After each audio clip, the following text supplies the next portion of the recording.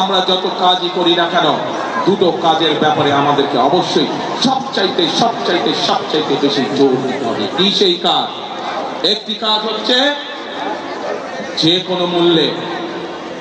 কোনো মূল্যে মানুষের নিরাপত্তা নিশ্চিত করা, যেন মা বোনেরা সহ প্রত্যেকটি মানুষ নিশ্চিন্তে দিনের যে কোনো সময় রাস্তাঘাটে চলতে পারে।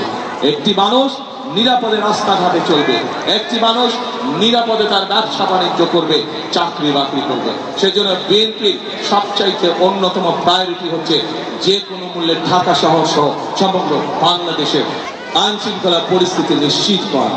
এবং একই সাথে প্রিয় ভাই বোনেরা, আমরা দেখেছি বিগত স্বৈরাচারের সময় কিভাবে উন্নয়নের নামে দেশ থেকে প্রতি বছর $16 বিলিয়ন পাচার করে দেওয়া হয়েছিল, অর্থাৎ দুর্নীতি।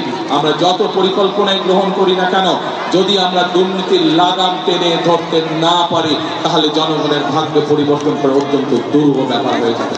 সেজন্য আমরা সিদ্ধান্ত করেছি যে কোনো মূল্যে আমাদের যত পরিকল্পনা আমরা বলছি সেগুলোকে বাস্তবায়নের জন্য, সেগুলোর সুফল যাতে জনগণের ঘরে পৌঁছতে পারে, তার জন্য আমরা দুর্নীতি এবং আইন শৃঙ্খলা রক্ষা যে কোনো মূল্যে জনগণের জন্য, এই দেশের জন্য আমরা নিশ্চিত করব।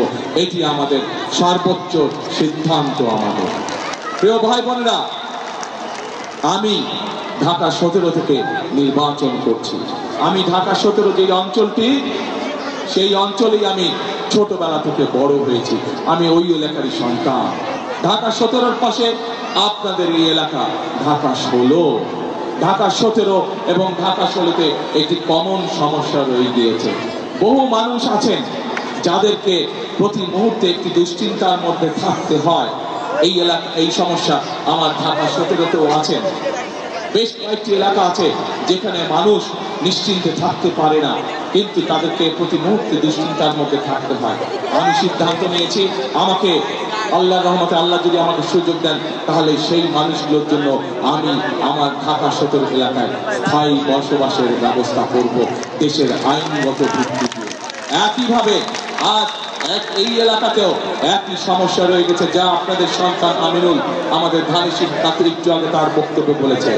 আপনাদের সামনে শুধু আজ এতটুকু বলতে চাই, আমার এলাকায় আমি এই সমস্যা যেভাবে সমাধানের চেষ্টা করব, ইনশাআল্লাহ পাশে আমার ঢাকা 16, কাজেই এই এলাকায় এই সমস্যার মধ্যে যারা আছেন ঠিক একইভাবে তাদের জন্য এই সমস্যার সমাধানের চেষ্টা করব ইনশাআল্লাহ। বিএনপি সরকার গঠন করলে ধীরে ধীরে এই এলাকার মানুষের যে থাকার সমস্যা আছে, উপস্থিতির যে সমস্যা আছে, সেই সমস্যা আমরা সমাধান করবো ইনশাআল্লাহ।